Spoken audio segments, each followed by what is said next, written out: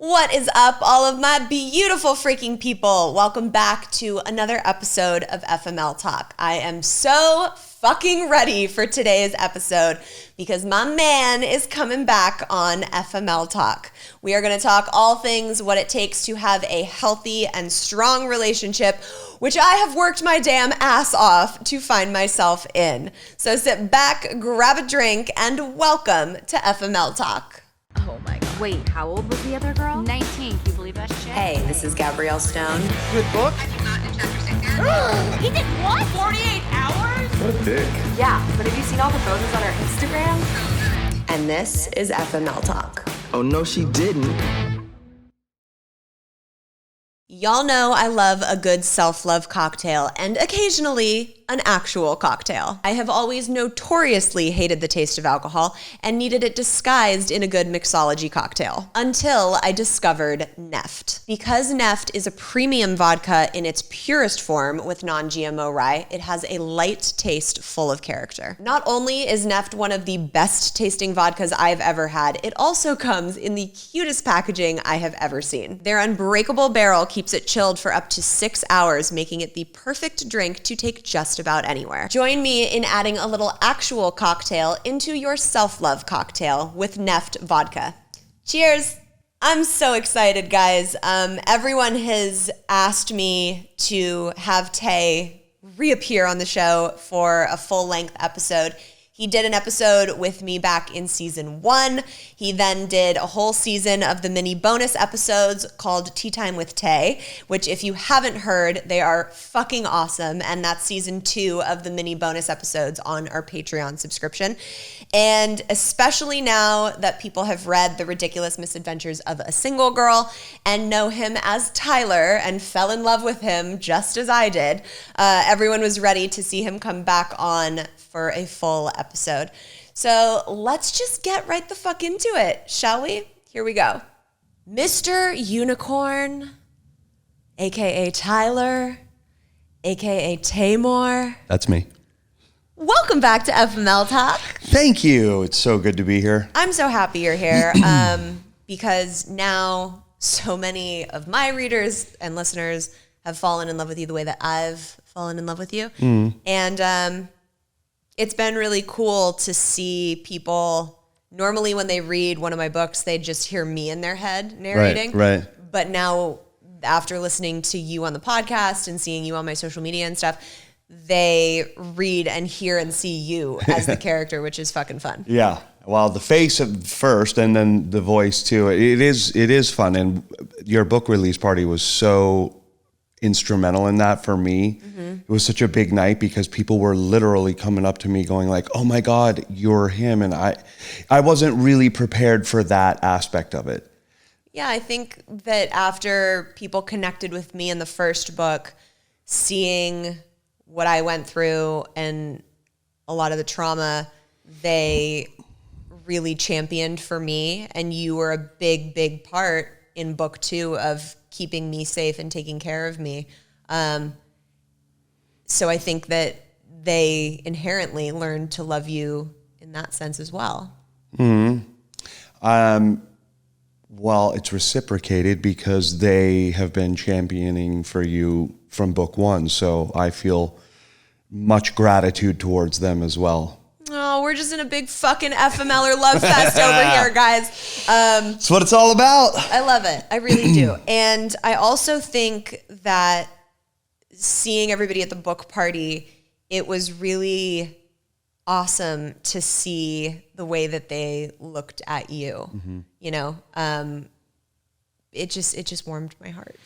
It really did me too. I mean, I got into such great conversations individually with a bunch of them. And, you know, it was great to see their recognition that, you know, first of all, meeting you was a big factor, big thing for them. So I think they were on cloud 9. And to see that, to see you receive the acknowledgement that I have always known was coming your way, is really a treat. And to see you changing people's lives. Oh, thanks, baby. Did you have any fear around the book coming out? That's a big one. No, I was prepared, but I think it would behoove the audience to let them know that, do you remember well before book 1, right? Or not the timing of book 1, but when we started going out, I was like, I don't want to be a character in your book. Yeah. I point blank said that. And sorry. Apology accepted. But the weird thing is that not only did I say I don't want to be a character in your book, I also questioned your motives for 1 second when I was like, are you not going back and orchestrating a story? Thank you. I wish it would have been so much easier. Right. But then I obviously knew that's totally ridiculous. But I did end it with, I don't want to be a character in your book. And sure enough, 2 years later, here we are. Right. Not only a character in your book, but like a main player in your life. The character in the book. Pretty stoked, I gotta tell you. Were you prepared for... Because I've wrestled with this. The pop quiz? No, but we'll get to that. Were you prepared for how people now view you and view our relationship? Because I get so many DMs about like, will I ever find my Tyler? Will I ever find my unicorn? I'm holding out for that kind of love. There's people in the Facebook group that are like, this happened between my boyfriend and I thought, what would Tyler do? He would never do this. So I feel like now that people have read our journey and, see our love in our relationship, it's held at this standard. And now I'm like kind of nervous to ever misstep. Of course. It's like, puts the pressure on. Obviously, we're not fucking perfect. No, I mean, hi, I'm Gabrielle Stone. Have you met me? Oh, I can attest. You are not perfect. Rude. And I'm hardly close to even, I'm the mediocre, the mediocre level. Yes, of course, that puts pressure on us as a couple because we're a little bit in a public eye, but not like a celebrity public eye. You have your fans, and at least it's all positive what we're doing or what you're doing. And the image that we're putting out there is a positive image. And authentic. And authentic and totally true. Let's get into the truth of that. Yeah. We're not perfect at all. And we individually, I'll speak for myself, I struggle with my own personality and my own ambitions and all of that stuff. And I go to therapy individually and we go as a couple.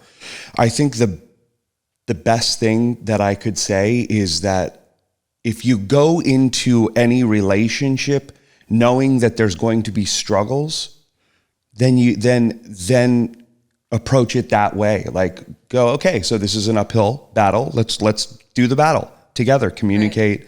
Right. Back to your question. There's pressure, but I think we're doing great. And I also think that you let your fans know that you're not perfect. Right. And you do struggle.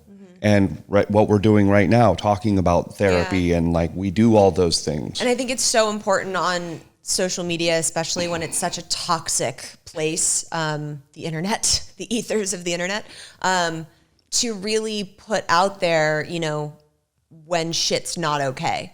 Like, hey, this is like a great, pretty picture of myself, but I'm actually fucking struggling. I think that's very, very important for the general population's mental health, for people to be honest about that and open about that. Yeah, I agree. That gets into a whole nother subject of social media and its influence on society as a whole and individually. It really, because, then you start getting into, because everybody has access to it. Right. So and then has an opinion on it. Yeah. So it's really, social media is really changing our livelihoods and human existence. Yeah. Completely. Yeah.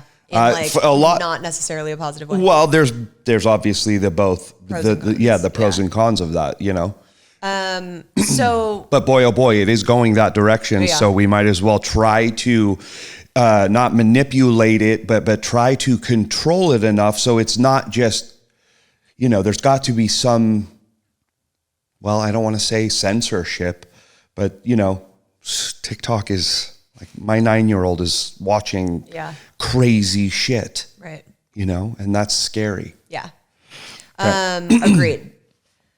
So without going into the details of what took place, because I don't think that's necessary, you and I took a trip to Hawaii. Yeah. And a lot of it was really amazing.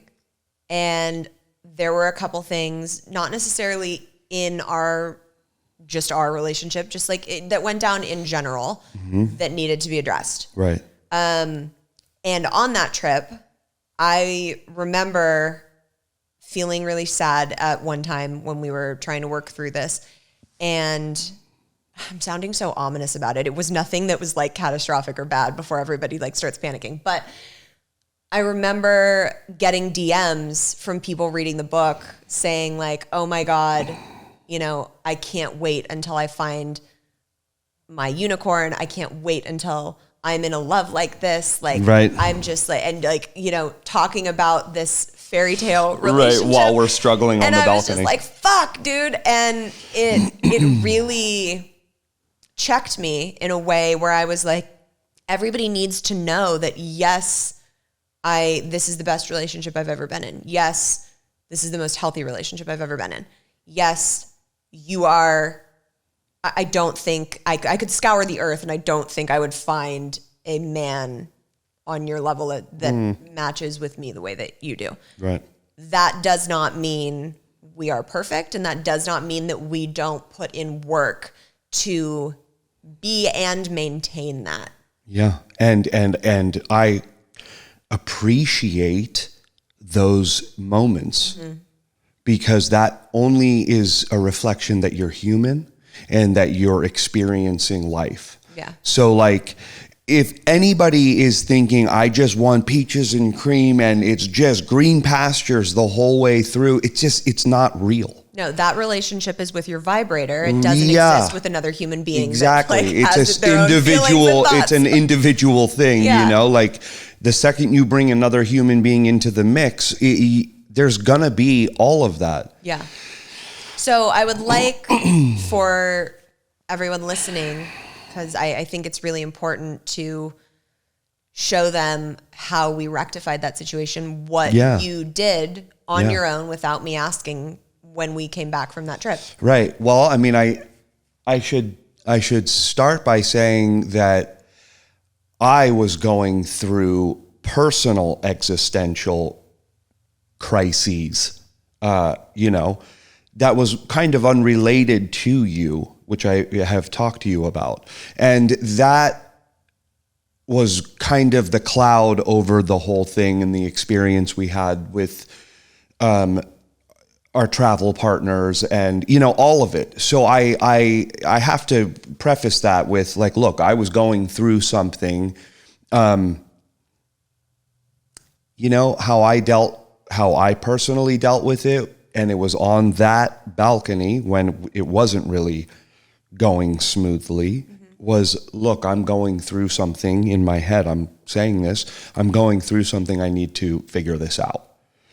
So from that moment on, and it wasn't something you had said, it was a realization in me.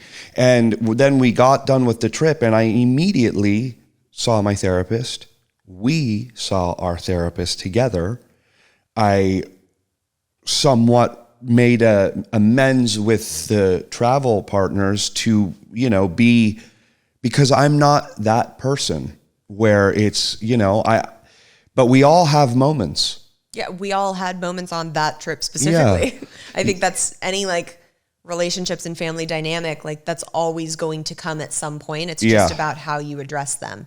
Well, here's how you address them. You enter the situation or you exit the situation when you have time to sit down and process what has happened and said, what's my accountability? What am I, if I removed myself from that equation, would that still have happened?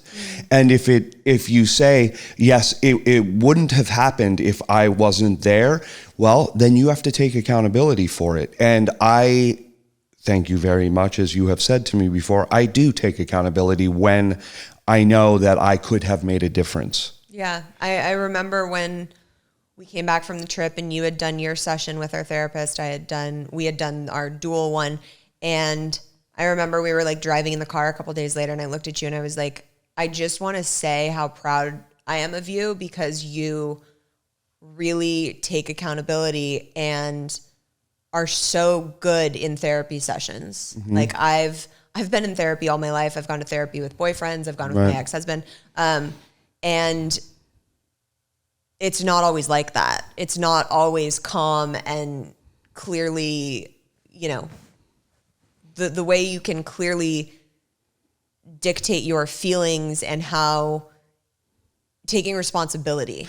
Well, you take responsibility for the things that fall on you, which allows your partner, me, to do the same on my end because I feel safe to then take responsibility for the shit that's on my side of the street. Right. And I mean, look, you always want to keep your side of the street clean. And when you know you're not, and you don't take responsibility or own up to it, everybody else knows. So you're the one that looks like the idiot. Right. So, it's doesn't matter about experience or age, but like I've gotten to a point where I'm like, why lie? Right. Why? Who am I hiding from? But to get back to the taking responsibility, and especially in therapy, I think. Look, it's 2021. I'm a man. I don't live by the standards or the rules. I hate that word of the 50s where my parents were growing up and. And, I can speak my feelings and I can stand up and say, that's how I feel.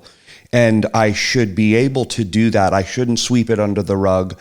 There's no I can be vulnerable. Mm-hmm. That's a big one. Men aren't supposed to be vulnerable. Don't talk about your feelings. Don't show your emotions. Don't cry. My dad was like that for the first, until my mom passed away. Yeah. And then I went up to him one time and I'm like, I was leaving the house. And I'm like, I love you, Dad. And he's like, okay, bye. And I stopped and I'm like, no, I love you. And he's like, we don't have to say I love you every time. And I'm like, yes, we do. And I don't hold that against him. It's just, that's how he was. Well, it's generational, right. It's Persian. It's all the things. Yeah. So I think that we have to get rid of that. Dare I say, I'm woke. I'm like, I get it. I'm in touch with my feelings and I'm not afraid to share them. Yeah. And, people in relationships who don't communicate well or who think therapy is like, you're weak if you go to therapy. It's like, dude, wake up. That's actually a non-negotiable for me. I don't think I would ever be able to be in a relationship with someone who would not put therapy on the table as an option. Do you know how many fucking guys don't? I know. It's epic. And women. It's not a man. No, I know. You're right. It's thing. totally not. It's a stigma that people think it's shameful or that means you're broken or that means you need help, which is fucking bullshit. Or that means your relationship sucks. Right. Which is like, dude, every relationship sucks at one point. But honestly, half the time that you and I have done therapy sessions, we're like holding hands and it makes things better once we finish. It's not always when something implodes. Right. I think you go and you do check-ins and you make sure everybody's on the same page. And it's like going to the gym. Yeah. It's like you work out your body to keep it in line. Why would you not work out your mental health in the same way to keep it in line? Exactly. And I mean, especially individually, yes, 100%, but especially in couples. Yeah. When the communication sometimes lacks, it's a third party that's not invested in either one of you, but you as a couple, as a whole. Were you ever in a place where you didn't feel open to therapy? Yeah. I know that you've had moments in certain relationships where you've been like, I don't want to do this. Yeah. But I mean, were you ever like anti-therapy? No, I grew up, like kind of wanting to be an actor immediately. I mean, to me, being a good acting coach is being a good therapist because you have to take each actor individually. Fucking A. My aunt, Mama Goose, who is, my pride and joy. Yeah. She's a therapist. And so I have grown up seeing that. My mother was always compassionate to humans, to me. No, I've always been open to it, but I never did it. I never did it until, God, isn't that crazy? My mom passed away when I was 13, and I never did therapy until I was well out of college. Yeah, I know. That's insane. As a matter of fact, well out of San Francisco, like in LA. Right. Was the first full one. on mid to late 20s. Yeah. Yeah. Yeah. And I mean, probably I could have used one. Yeah. You know? I mean, I think any child, but any human that goes through a trauma or a tragedy or a grief like that needs some type of outlet. Yeah. And some way to communicate and talk about it to like rectify it in their brain. Yeah. And it's so, I don't know why. I think the taboo of it is starting to leave. Right. As we grow older and new generations come in. I mean, it's obvious. Yeah. And I think eventually it'll be not so like weird. Yeah. God, I hope so. And totally accepted. What do you think it is in our relationship that allows us to communicate so well? Respect. First and foremost. I think we discussed this a little bit before, but look, you have to respect somebody wholeheartedly. It's another human being. They're having an experience too. It's not just your show and everybody's living in it. Yeah. Except right now when you're on I'm show on your show. and you're living it. Yeah. I think respect and love and honor, all those fun words that you're like, how I feel about you. And I mean, you gotta, and there's times where you and I don't communicate all perfectly, although those are tools we're sharpening too. Yeah. And as I think the last couple times have been pretty gotten right through the moment. Yeah. It's weird because communication is with you and I is interesting because you and I do a lot of the same things and we have a lot of the same triggers and we both, and I'll speak for myself, when you do something that you tell me not to do, it triggers me, even though it's not, and I look back on our things and I'm like, it's not really the same. So like, I'm giving you credit. I'm like, I don't know why I get mad at that. But something recently I've learned is to zoom out and just not take everything for face value. Why don't you go into that a little more? Because I know specifically what you're talking about. And I think we're okay to say that it's like the relationship dynamic that you're using this specific tool for. But can you talk a little bit about the tool that our therapist gave you and the relationship that it's for and how that has helped? Yeah, so I think that, we all have different quirks. And one of mine is, along with, I'm very compassionate and gentle. Well, there's a flip side to that. And he's a little louder and he's a little like bigger and a little scarier. And I'm not trying to impose fear, but I think that, You're just a big fucking dude. yeah. Yeah. And I have a loud voice and, my ex-wife and my daughter and I have a dynamic where it gets a little interesting. And sometimes I And I'm never threatening, but sometimes my voice goes roar. And I've realized through therapy that there's tools to not do that. And I actively, this was when I got back from Hawaii, I started working on that as well. Well, because it also filters into some of our communication issues, for sure. When I, the way I say things, the tone or the volume. I have a huge issue with my tone, and I don't even realize I'm doing it. So like you'll verbatim repeat something back to me in the tone that you heard it in, and I'm like, there's no way I said it in that tone. Like I genuinely don't hear it that way. Yeah. So that's been something that I've had to really work on, like really being conscious of not only the way I sit, the way things come out, even if I don't mean them that way, like if they come out that way and someone hears them that way, I have to take responsibility for that. Right. But also being accepting that the tone isn't feeling good to someone else. Yeah. Yeah. Well, I'm man enough to stand up and say, hey, what was working before is not working anymore. How do I rectify it? How do I change that? How do I evolve? How do I progress through that? Of course, you get into situations with, especially your ex, if you have an ex, just as I do with my ex, where, there's times where they're infuriating or whatever it is that's doing, and I would always let that eat at me, and it even happens with you sometimes. And I would let it eat at me and then lash out. And I think the lesson that I'm learning and the tools that I'm sharpening is to remove yourself from the situation if you can, to actually like process it and give it some breath.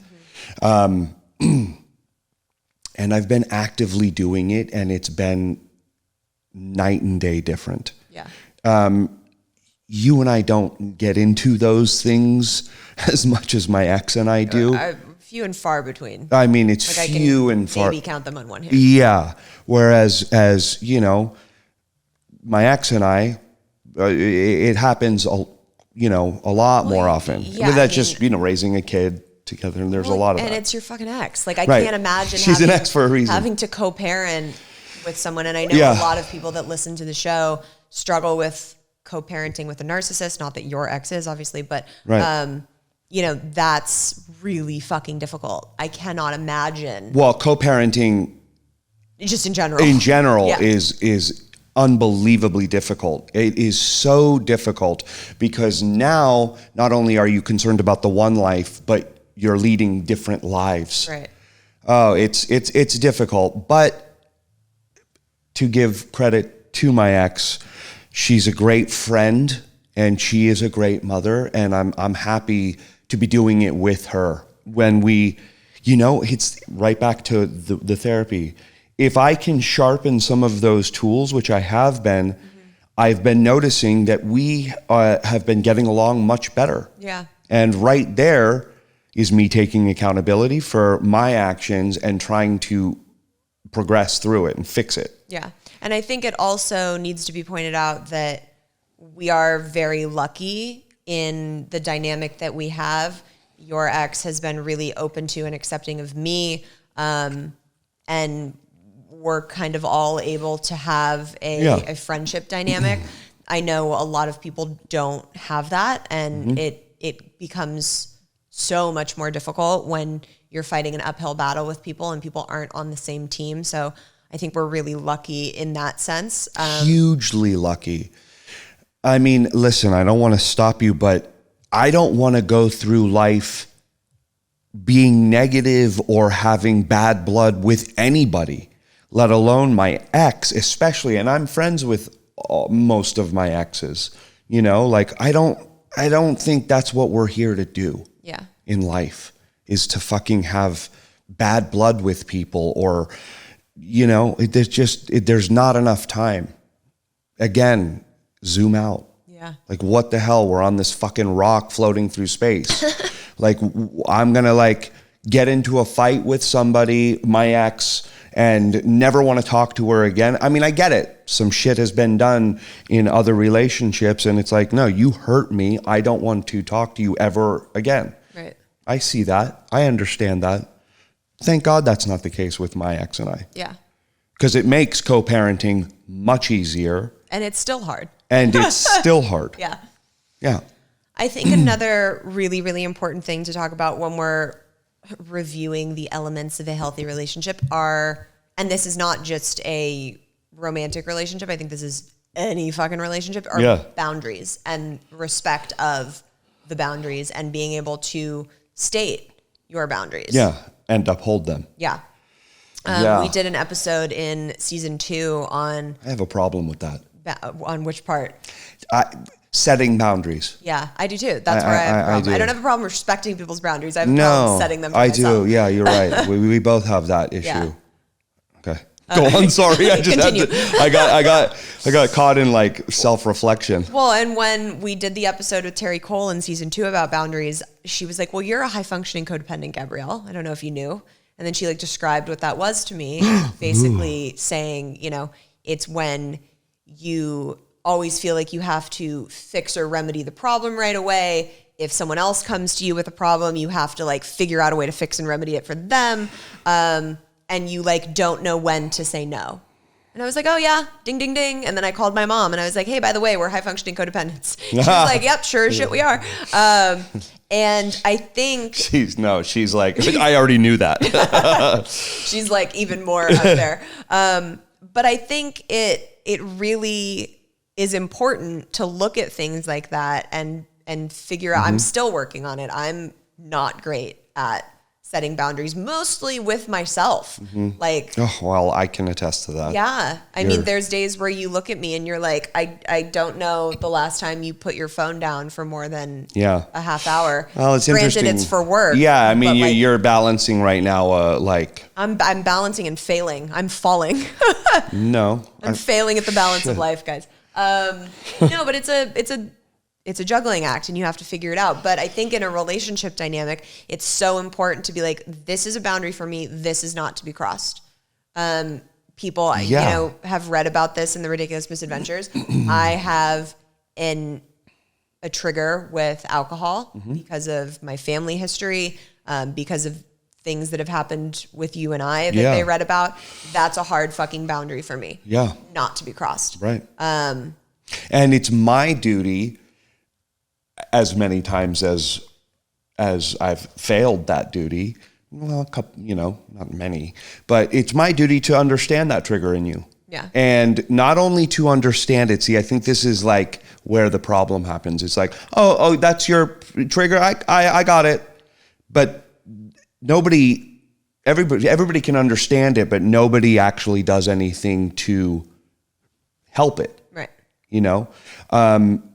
I'm really trying to do that. Every time we go out, I talk to you. I'm trying to like be very open about that because I know that's a trigger. Again, it's back to the respect thing. Yeah. Like, I don't want to see you fucking suffer. Yeah.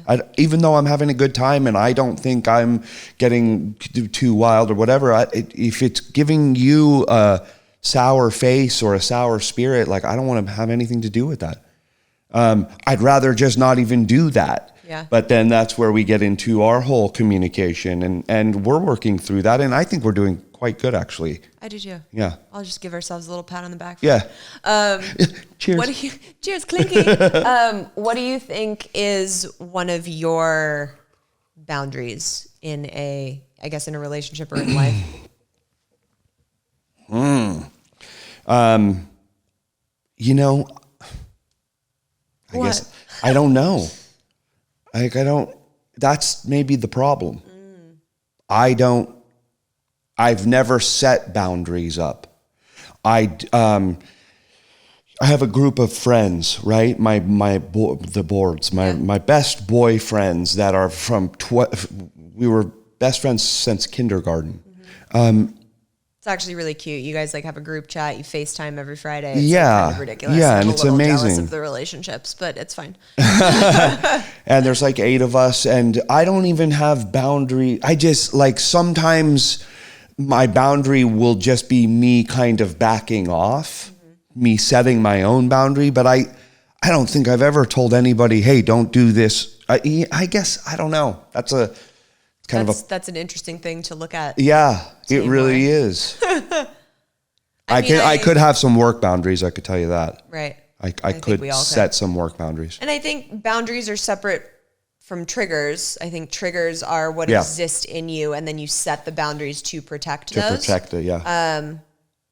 Yeah, that's an interesting thing that you can't list any boundaries. What are some of yours?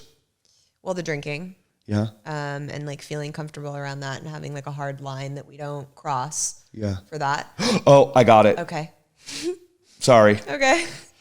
I have a hard line with being told to calm down. Yes, you do. That's a perfect example of that one when we've been frustrated with each other and you've said something and I've been like, oh my God, calm down. I don't mean it in this knife in your side way, but it triggers you so bad. Yeah, but even that isn't as bad.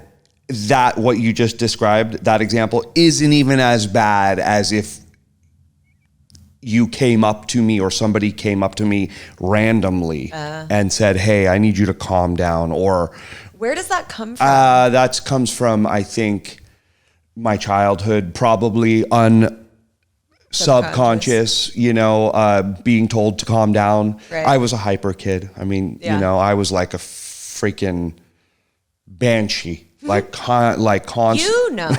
Constantly entertaining. I mean, the famous story is we would go, my mom and my aunt, when they got together, they'd have some wine and they would, at 4 a.m, wake me up and go to Denny's. And this would happen a lot.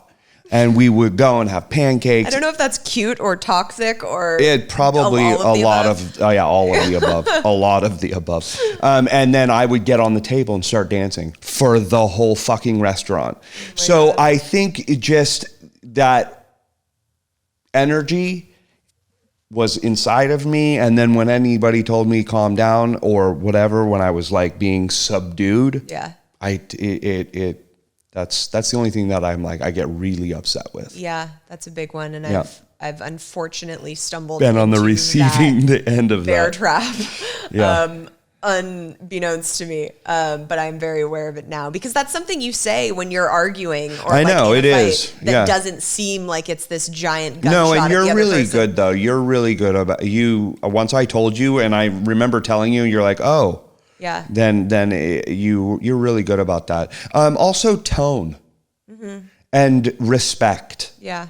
Although I cross my own lines sometimes, but like I'm very big into like respect and tone. Yeah. And I think that's why sometimes I get triggered by you because But yeah. So let's talk about a video that I posted a while ago. Oh, here we go. We're not going to get into all the fucking. I mean, we could talk for days about the comments that come in on some of these viral videos that are just like make you wonder, who raised some of these men on this planet. But I posted a video that was it was like a trend on TikTok, and it was basically you and I having a conversation. You weren't in the video, but I was acting out both parts, and it was me saying, this is one of the biggest weeks of my life. I am so overwhelmed. I'm really tired. Can we not have sex tonight? And I thought you we're going to get into that later. later. And you responded, yeah, let's just like take sex off the table for this week. Like if it happens, it happens, but like, don't feel like you need to. Mm-hmm. And so many women in that comment section related and resonated with that. They were like, oh my God, well, let me finish. So, but at the end of the video, I responded to that, realizing that in my marriage, always felt like that was a duty and that I had to and was guilted into it if I didn't want to or if I was tired.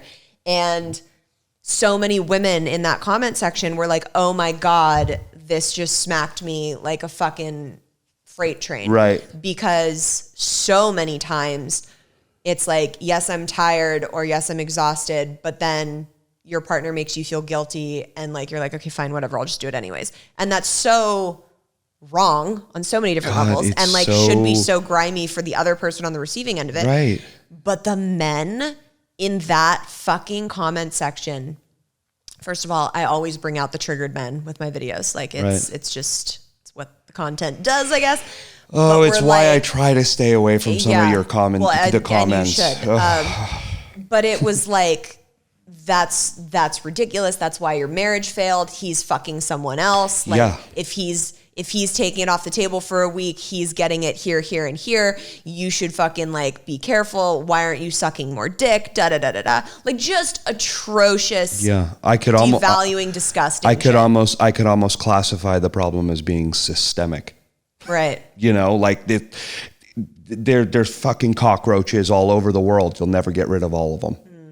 So like that, yeah. And I mean, that's such a shame. Yeah. But whatever, sorry. So, but it was such a learning lesson for me because I remember seeing those comments and still knowing you, knowing your heart, knowing your soul, knowing your needs, and being very open about our sexual relationships and communicating around that.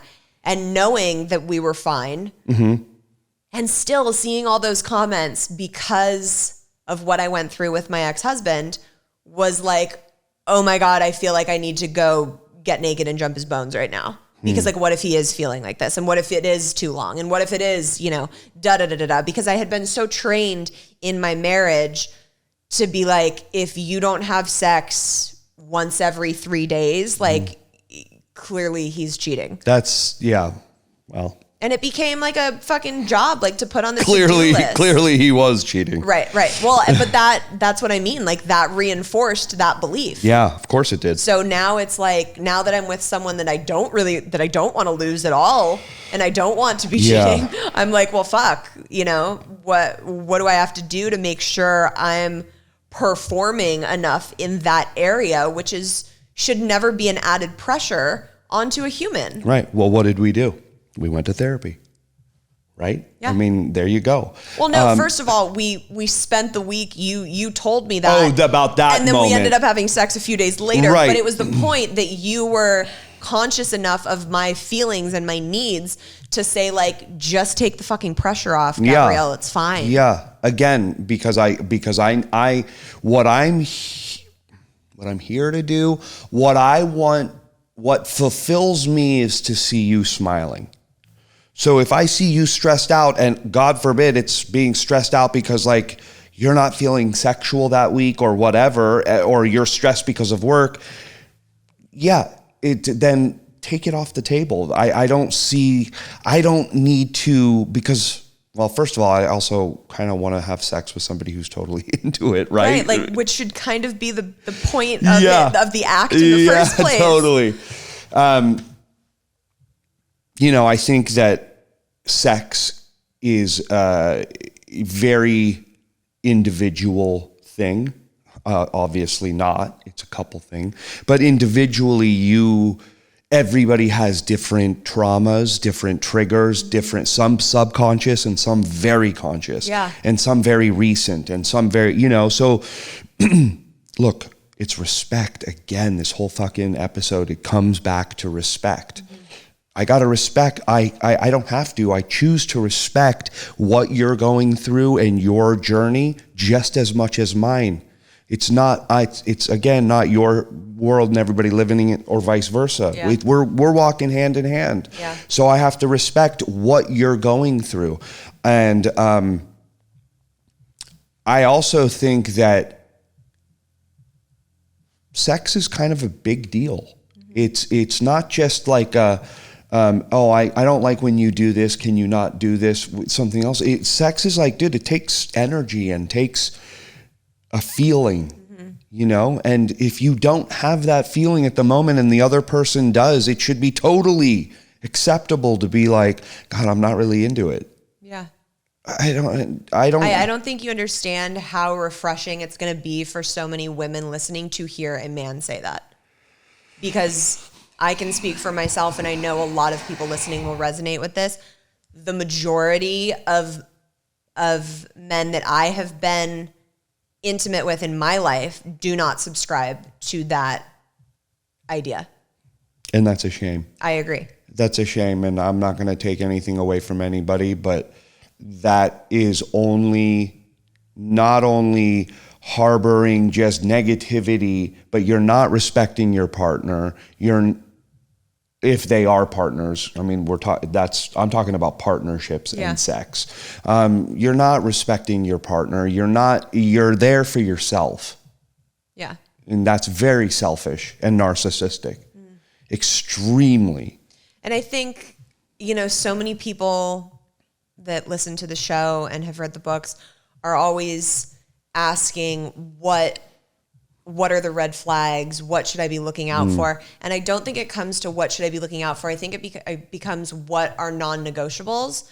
And the biggest one for me is if someone can't sit down and have an honest conversation and know how to communicate so that you can work through the shit that will inevitably come up, that you can't work with. There's no starting line. If someone's not willing to communicate, not willing to go to therapy, not willing to look at their own shit and put in the work, what is the point of trying to force a relationship and just pray that nothing goes wrong because they don't have the tools to fix it if it does? Because we already established at the beginning, it's going to go wrong. Right. There's no way it's not. Every relationship goes wrong, and it's they who work through it to progress through it that make it. Yeah.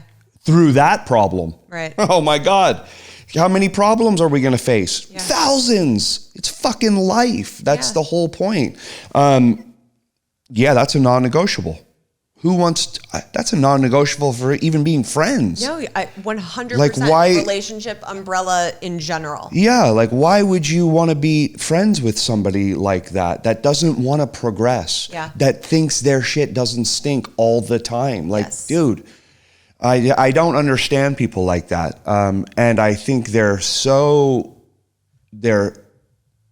protecting themselves. Sure. I think everybody's actions in life, whether it's conscious or subconscious, is to protect some type of trauma, some type of fear, some type of feeling that they have within. Does that make it right or healthy? Absolutely not. But I think that that's a fact in my book. Go to therapy. Go to therapy. Talk about it. That's the through line of the episode. Go to therapy. Hey, I have an idea. Go talk to somebody about it. But before we move on, I have to say about the sex thing, going back one. Another interesting thing about sex in general is this whole honeymoon phase of relationships. You almost can't judge a relationship's longevity unless they've been together for at least a year, in my opinion. And it's my opinion's being formulated, right now. Because that honeymoon phase is really not real. I mean, it's beautiful and it's fun and it's fucking epic and great. And some last longer than others and But like sex twice a day for months on end, it's gonna end. It's not sustainable. It's not sustainable. Somebody eventually is going to be like, not into it, or I'm, that ends. And then next thing you know, you're living with somebody or in a heavy relationship with somebody that now all of a sudden that ended. I have to say that this is the most clear I've been when it comes to, in a relationship, when it comes to the honeymoon phase ending and how are you going to progress through that. You and I are essentially best friends. You are my bestest friend out there. Like I want to be silent with you just as much as I want to go out and dance with you. Yeah. And I think that if you can find somebody to get through the honeymoon phase with and be super genuinely content, well, then that's where I think. I agree. And I think this is the first relationship I've been in where I'm happier now than I was in the honeymoon stage. Oh, right. Yeah. That's a great thing. Me too. Yeah. This is real. Right. And I've been in many honeymoon phases within our relationships, as have you. Yeah. You know, we've countless, well, Yeah. not countless, but a lot. And they ebb and flow. And they ebb, and they're all great because it's like, oh my God, this new person. I'm like, oh yeah, I think I'm in love. Like that's the ongoing joke with me. I don't know if you knew that. Yeah, I do. All the boards, all my best friends are like, oh, is this is the one, right, Tay? And you're like, oh God. But really. But really, I swear this one, guys, you know. So a couple months ago, I posted a video. Oh, and here we go. Of you. I kind of ambushed you I fully ambushed you, to be fair. Yeah. But we were doing a giveaway, and I had a quiz on my Instagram stories for readers to take to enter the giveaway, and it was all around questions about book 2. And you came home. And you were on the couch, and I was from like, a very long, stressful day of work. Yes, and you were maybe. There's no maybe about it. Well, let's just say I relieved the pressure. All right, you were a little baked. Yeah. Did I just age myself? Baked? Like, do we say that anymore? I don't know, but I do. I'm not a weed person. So I was relaxed. Yeah, and I handed you your phone and was like, here you go, take the fucking quiz. Oh my God. And you're like I'd a never big fan of quizzes. Yeah. But like totally took you off guard, totally unprepared. But like it was probably everybody's favorite video that I've ever posted because it was so genuine and fucking hilarious. And I go back and watch it whenever I just want to like giggle. Yeah. But did you read book 2? Oh, I knew that was going to be your first question. So regarding reading book 2, look, I'm going to be honest with you. I read cover to cover, but I read it within the period of 6 hours over the course of a day. With like 3 blackouts in the middle. Yeah, 3, more like 5. Yeah, I read it. Of course kidding. I read it. I know you did. But it posed the question when the quiz happened, like, fuck, did I read it? Right. Like, because I genuinely was answering those questions, some of those questions wrong. Yeah. I'm like, wait. This is like literally my life. Yeah, literally my life. So let me give you an opportunity. Oh my God. To re-answer some of the questions you got wrong. Holy shit, okay. Because I haven't watched the video many, many times. Yeah. Okay. Come on. What amount of time was the second book over? So from the start of book 2 to the end, how many years was it? Okay, so to give me some credit, I know that it is a little bit longer, the real life version than the book version. No, Taymour. No. From the time I got home from Europe to the time that I came home from Asia, how long of a time span was Time that? you got from Europe to the time you came home from Asia. What are my options? Give me A, B, C. Okay. 1 year, a year and a half, 2 years, 3 years. Fucking, I think I answered 1.5 and it's 2, but I think I'm gonna go with the answer is 1.5. It's 2? Oh my God. You literally just said the right one and then backpedaled, dude. Yeah. Fucking have some faith in yourself. 2 years. From the time you got back from Europe to the time you got back from, 2 years. How many days was I at Bali Silent Retreat? 10 days, 3 days, 5 days, 7 days.